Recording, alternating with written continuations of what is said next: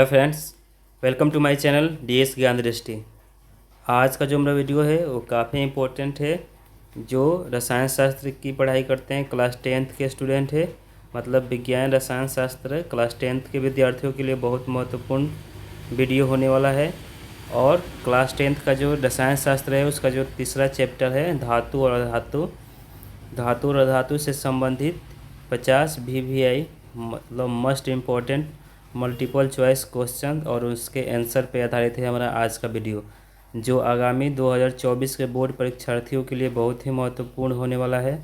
तो इस वीडियो को आप देखें अंत तक, साथ ही वीडियो को लाइक करें और शेयर करें। और यदि आप इस चैनल पर पहली बार विजिट कर रहे हैं तो प्लीज़ चैनल को सब्सक्राइब कर लें और बेल आइकन को दबा दें, जिससे जो भी वीडियो बनाऊँ उसका नोटिफिकेशन आपको मिल जाए। तो आइए स्टार्ट करते हैं इस वीडियो को, जिसका नाम है धातु और अधातु के 50 VVI वस्तुनिष्ठ प्रश्न और उनके आंसर। तो धातु और धातु मालूम ही होगा, वे पदार्थ जो विद्युत और ऊष्मा के सुचालक होते हैं, मतलब जिससे होकर विद्युत और ऊष्मा का प्रवाह हो सकता है, उसे हम धातु कहते हैं, जैसे सोना, चांदी, लोहा, एल्युमिनियम इत्यादि।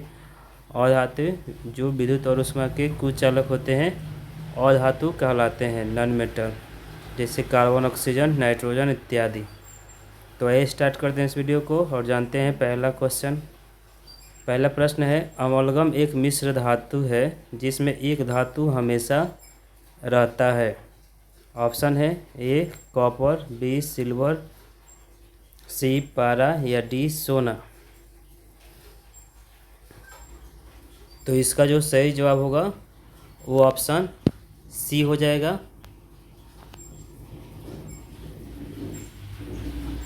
ऑप्शन सी पारा इसका सही जवाब होगा।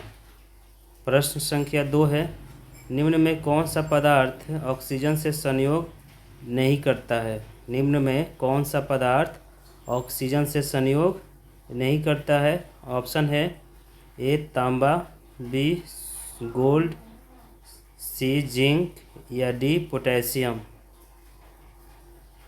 तो इसका सही जवाब होगा गोल्ड। गोल्ड जो होता है सोना, वो ऑक्सीजन से संयोग नहीं करता है।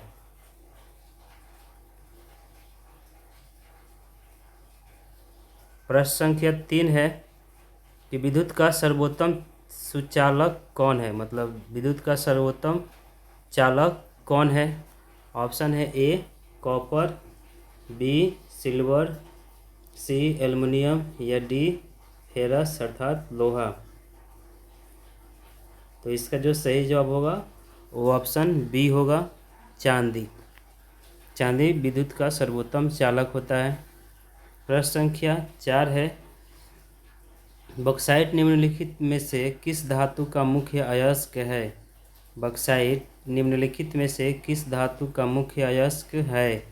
ऑप्शन है ए लोहा, बी कैल्शियम, सी सोडियम या डी एल्युमिनियम। तो इसका जो सही जवाब होगा वो ऑप्शन डी होगा, एल्युमिनियम। यह काफ़ी इम्पोर्टेंट प्रश्न है, इसका आंसर सभी को मालूम होना चाहिए। प्रश्न संख्या 5 है, निम्नांकित में कौन उपधातु है। निम्नांकित में कौन उपधातु है अर्थात मेटलॉइड्स है। ऑप्शन है ए लोहा, बी कॉपर, सी निकेल या डी एंटीमनी। तो इसका जवाब होगा ऑप्शन डी, एंटीमनी उपधातु है। उपधातुओं की कुल संख्या 7 है, उसमें एंटीमनी भी शामिल है। प्रश्न संख्या 6 है, शुद्ध सोना को व्यक्त किया जाता है। शुद्ध सोना को व्यक्त किया जाता है। ऑप्शन है ए 22 कैरेट, बी 24 कैरेट, सी 20 कैरेट या डी 12 कैरेट। तो इसका जो सही जवाब होगा वो ऑप्शन बी होगा, 24 कैरेट। 24 कैरेट सोना शुद्ध होता है। प्रश्न संख्या 7 है, पीतल है। पीतल है। ऑप्शन है ए धातु, बी अधातु, सी मिश्र धातु या डी उपधातु। तो इसका जो सही जवाब होगा वो ऑप्शन सी होगा, पीतल मिश्र धातु है। प्रश्न संख्या 8 है, निम्नलिखित में से किसे चाकू से काटा जा सकता है। निम्नलिखित में से किसे चाकू से काटा जा सकता है। या निम्न में किस धातु को चाकू से काटा जा सकता है? ऑप्शन है A lithium, B calcium, C copper या डी आयरन। तो इसका जवाब ऑप्शन ए होगा लिथियम। लिथियम को आसानी से चाकू से काटा जा सकता है। प्रश्न संख्या 9 है, निम्न में कौन आयनिक यौगिक है? निम्न में कौन आयनिक यौगिक है? ऑप्शन है A methane, B carbon dioxide, C calcium chloride या डी अमोनिया। तो इसका जो सही जवाब होगा वो ऑप्शन सी होगा, कैल्शियम क्लोराइड। प्रश्न संख्या 10 है, निम्न में से कौन अधातु है? निम्न में से कौन अधातु है? ऑप्शन है ए लोहा, बी कार्बन, सी एल्युमिनियम या डी सोना अर्थात गोल्ड। तो इस प्रश्न का सही जवाब होगा ऑप्शन बी अर्थात कार्बन। प्रश्न संख्या 11 है, सक्रियता श्रेणी में हाइड्रोजन के ऊपर धातु। ऑप्शन है ए अम्लों से अभिक्रिया कर हाइड्रोजन आयन बनाते हैं, बी अम्लों से अभिक्रिया कर हाइड्रोजन गैस बनाते हैं, सी साधारण ताप पर जल से अभिक्रिया करते हैं या डी इनमें से कोई नहीं। तो इसका जो आंसर होगा वो ऑप्शन बी होगा, अम्लों से अभिक्रिया कर हाइड्रोजन गैस बनाते हैं। प्रश्न संख्या 12 है, उच्च विद्युत धनात्मकता के कारण धातु परमाणु बनाते हैं। उच्च विद्युत धनात्मकता के कारण धातु के परमाणु बनाते हैं। ऑप्शन है ए धनायन, बी ऋणायन, सी उदासीन आयन या डी सहसंयोजक बंधन। तो इसका जो सही जवाब होगा वो ऑप्शन ए हो जाएगा, धनायन। प्रश्न संख्या 13 है, धातु के ऑक्साइड सामान्यतः होते हैं। ऑप्शन है ए अम्लीय, बी क्षारीय, सी उभयधर्मी या डी उदासीन। तो इसका जो आंसर होगा वो ऑप्शन बी होगा, क्षारकीय या क्षारीय। धातु के ऑक्साइड क्षारीय होते हैं। प्रश्न संख्या 14 है, अयस्क से चुंबकीय अशुद्धियों को दूर करने के लिए जो विधि प्रयुक्त की जाती है वह है। ऑप्शन है ए हाथ से चुनने की विधि, बी गुरुत्व पृथक्करण विधि, सी फैन उत्प्लावन विधि या डी चुंबकीय पृथक्करण विधि। तो इसका जो आंसर होगा वो ऑप्शन डी हो जाएगा, चुंबकीय पृथक्करण विधि।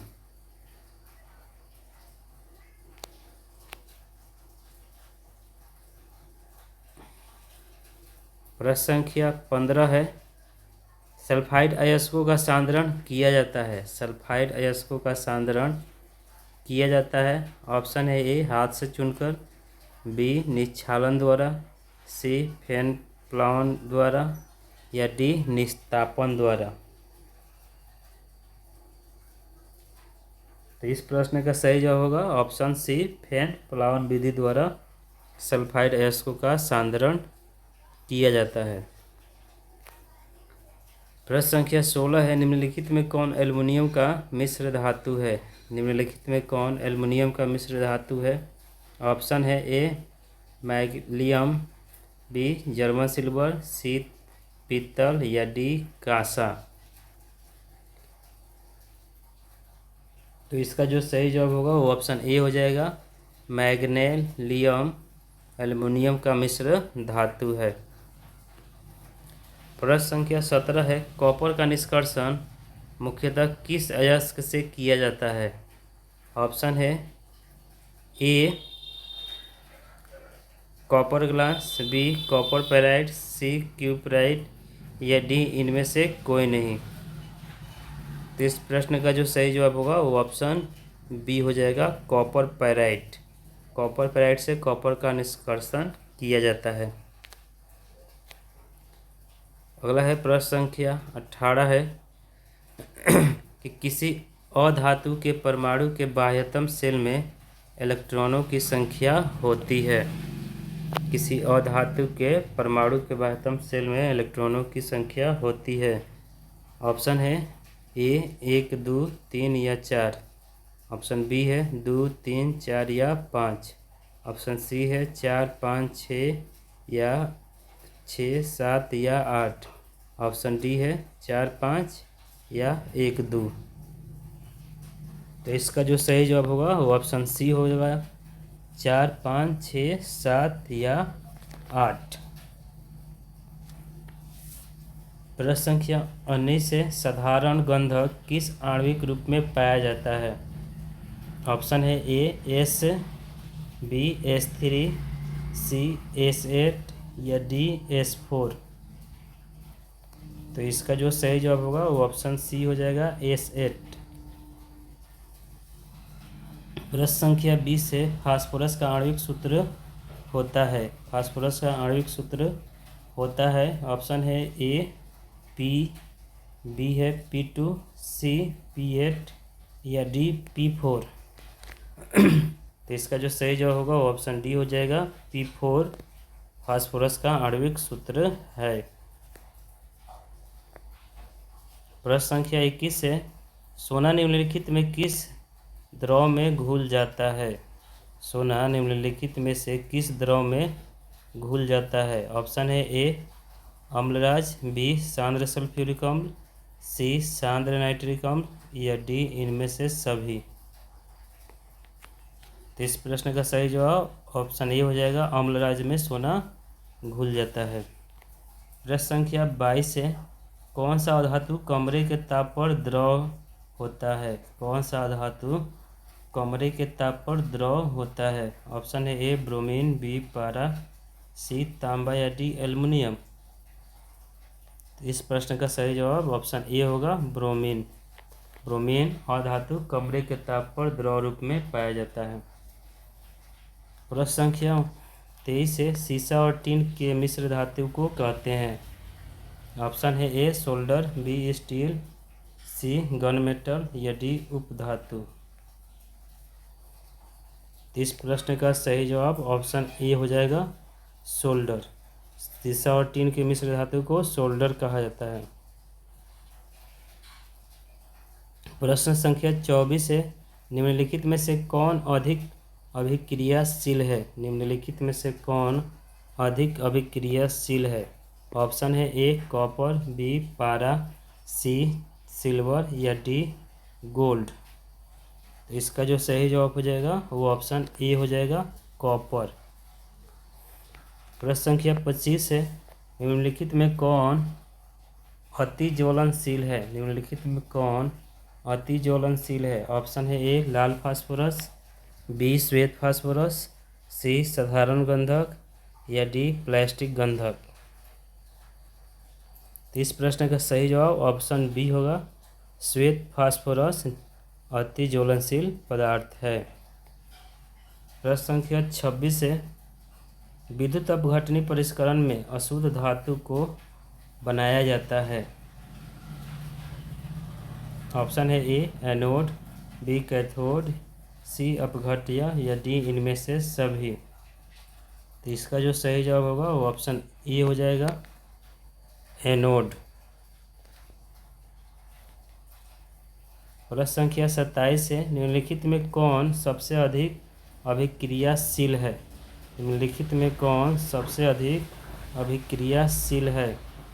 ऑप्शन है A magnesium, B calcium, C sodium या डी पोटेशियम। तो इस प्रश्न का जो सही जवाब होगा वो ऑप्शन डी होगा, कैल्शियम सबसे अधिक क्रियाशील है। प्रश्न संख्या 28 है, वल्कनीकरण की प्रक्रिया में प्राकृतिक रबर के साथ निम्नलिखित में से क्या मिलाया जाता है?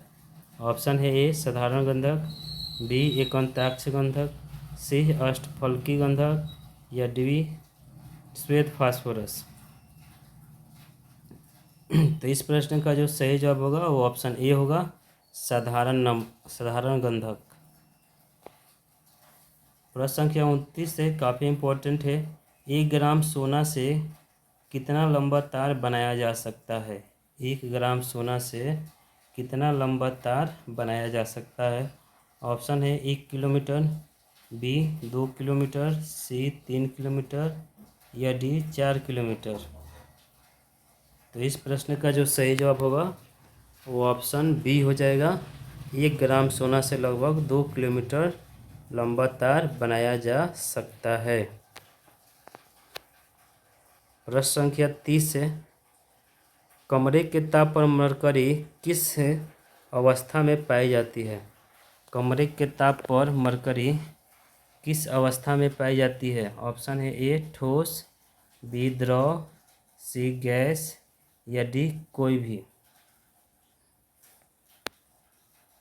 तो इसका जो सही जवाब होगा वो होगा ऑप्शन बी द्रव। मरकरी एकमात्र ऐसी धातु है जो कमरे के ताप पर द्रव अवस्था में पाई जाती है। प्रश्न संख्या 31 है, व्यावसायिक स्तर पर एल्युमिनियम धातु का निष्कर्षण किस अयस्क से किया जाता है? ऑप्शन है ए क्रायोलाइट, बी बॉक्साइट, सी कोरंडम या डी इनमें से कोई नहीं। तो इसका जो सही जवाब होगा वो ऑप्शन बी हो जाएगा, बॉक्साइट से। बॉक्साइट स्तर व्यावसायिक स्तर पर एल्युमिनियम धातु का निष्कर्षण किया जाता है।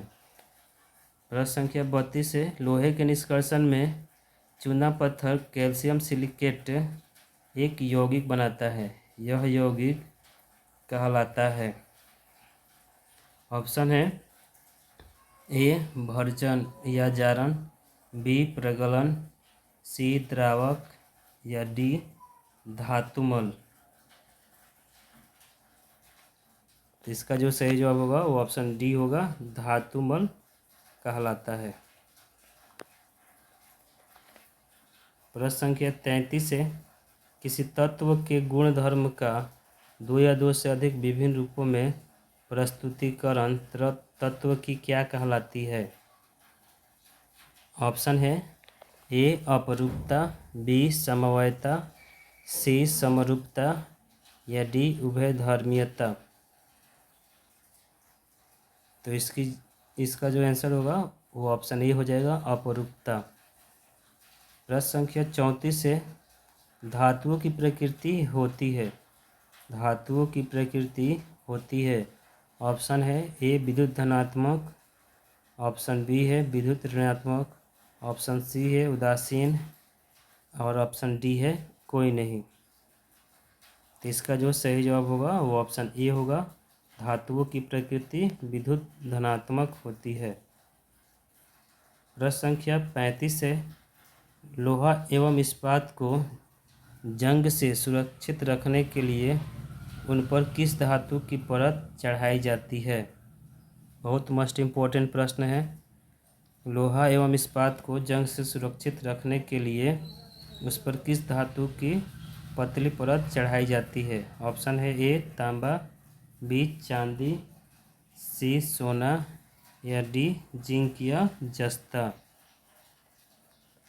तो इस प्रश्न का जो सही जवाब होगा वो ऑप्शन डी होगा, जिंक या जस्ता की पतली परत चढ़ाई जाती है और इस प्रक्रिया को जस्तीकरण भी कहा जाता है। प्रश्न संख्या 36 है, किस रासायनिक यौगिक को गर्म करने पर प्लास्टर ऑफ पेरिस प्राप्त किया जाता है? किस रासायनिक यौगिक को गर्म करने पर प्लास्टर ऑफ पेरिस प्राप्त किया जाता है? ऑप्शन है ए विरंजक चूर्ण, बी जिप्सम, सी चूना पत्थर या डी कच्चा चूना। तो इसका जो सही जवाब होगा वो ऑप्शन बी होगा, जिप्सम को गर्म करने पर प्लास्टर ऑफ पेरिस प्राप्त होता है। प्रश्न संख्या 37 है, अभिक्रियाशीलता के इस क्रम में कौन सही है? ऑप्शन ए है एल्युमिनियम, मैग्नीशियम, जस्ता, लोहा, बी है जस्ता, एल्युमिनियम, मैग्नीशियम, लोहा, सी है मैग्नीशियम, एल्युमिनियम, जस्ता, लोहा या डी है लोहा, जस्ता, एल्युमिनियम या मैग्नीशियम। तो इस प्रश्न का जो सही जवाब होगा वो ऑप्शन सी हो जाएगा, सबसे अधिक अभिक्रियाशीलता मैग्नीशियम की, उसके बाद एल्युमिनियम की, उसके बाद जस्ता की, उसके बाद लोहा की। यह सही क्रम है।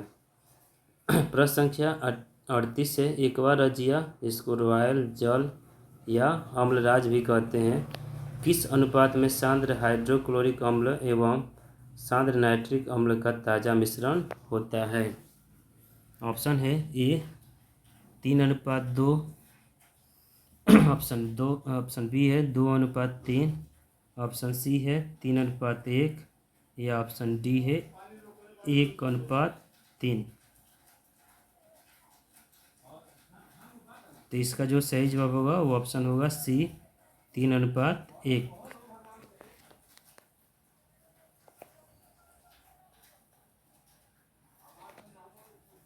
प्रश्न संख्या 39 है। अपने शुद्ध रूप में धातु की सतह होती है?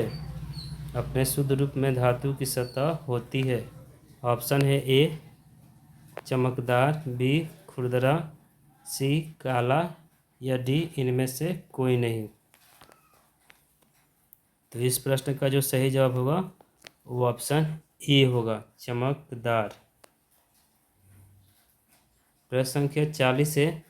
धातु का पतले तार के रूप में खींचने की क्षमता को क्या कहते हैं? धातु का पतले तार के रूप में खींचने की क्षमता को क्या कहते हैं? ऑप्शन है ए आघात वर्ध्यता, बी तन्यता, सी लचीलापन या डी इनमें से कोई नहीं। तो इस प्रश्न का सही जवाब होगा ऑप्शन बी तन्यता कहते हैं। धातु को पतले तार के रूप में खींचने की क्षमता को तन्यता कहते हैं और सबसे अधिक तन्यता पाई जाती है सोना धातु में। प्रश्न संख्या 41 है। कुछ धातुओं को पीटकर पतली चादर बनाया जा सकता है, इस गुणधर्म को क्या कहते हैं? ऑप्शन है ए तन्यता, बी आघात वर्ध्यता, सी दोनों या डी इनमें से कोई नहीं। तो इसका सही जवाब होगा ऑप्शन बी आघात वर्ध्यता। प्रश्न संख्या 42 है। जो धातुएं कठोर सतह से टकराने पर आवाज़ उत्पन्न करती है उन्हें क्या कहते हैं? जो धातुएं कठोर सतह से टकराने पर आवाज़ उत्पन्न करती हैं उन्हें क्या कहते हैं? ऑप्शन है ए तन्यता, बी ध्वनिक, सी आघात वर्ध्यता या डी इनमें से कोई नहीं।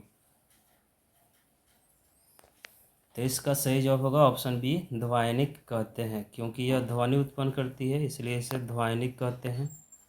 प्रश्न संख्या 43 है। सबसे अधिक तन्य धातु कौन है? सबसे अधिक तन्य धातु कौन है?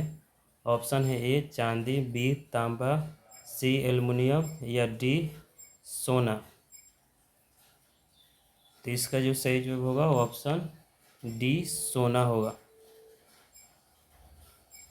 प्रश्न संख्या 44 है। इनमें कौन अधातु होते हुए भी चमकीला होता है? इनमें कौन अधातु होते हुए भी चमकीला होता है? ऑप्शन है ए कार्बन, बी ब्रोमीन, सी आयोडीन या डी इनमें से कोई नहीं। तो इसका जो सही जवाब होगा वो ऑप्शन सी हो जाएगा, आयोडीन अधातु होते भी चमकीला होता है। प्रश्न संख्या 45 है। सबसे कठोर प्राकृतिक पदार्थ कौन है? सबसे कठोर प्राकृतिक पदार्थ कौन है? ऑप्शन है ए लिथियम, बी हीरा, सी सोडियम या डी पोटेशियम। तो इसका जवाब सभी को मालूम होना चाहिए और इस प्रश्न का जवाब होगा ऑप्शन बी हीरा, यानी सबसे कठोर प्राकृतिक पदार्थ हीरा है। प्रश्न संख्या 46 है। निम्नलिखित में किस धातु को किरोसिन में डुबाकर रखते हैं? निम्नलिखित में किस धातु को किरोसिन में डुबाकर रखते हैं? मोस्ट इम्पोर्टेंट प्रश्न है। आगामी जो 2024 का जो बोर्ड एग्ज़ाम होगा क्लास 10वीं के लिए, उन विद्यार्थियों के लिए मोस्ट इम्पोर्टेंट है कि निम्नलिखित में किस धातु को किरोसिन में डुबाकर रखते हैं। ऑप्शन है A magnesium, B sodium, C Mercury या डी टंगस्टन। इस प्रश्न का जो सही जवाब होगा वो ऑप्शन बी होगा, सोडियम। क्योंकि सोडियम धातु जब हवा के संपर्क में आती है तो वह अपने आप ही जलना स्टार्ट कर देती है। इसी कारण सोडियम धातु को किरोसिन में डुबाकर रखा जाता है। प्रश्न संख्या 47 है, निम्नलिखित में किस धातु पर वायु का प्रभाव नहीं पड़ता है? निम्नलिखित में किस धातु पर वायु का प्रभाव नहीं पड़ता है? ऑप्शन है ए सोना, बी सोडियम, सी लोहा या डी तांबा। इस प्रश्न का जो सही जवाब होगा वो ऑप्शन ए होगा, सोना। सोना धातु पर वायु का कोई प्रभाव नहीं पड़ता है।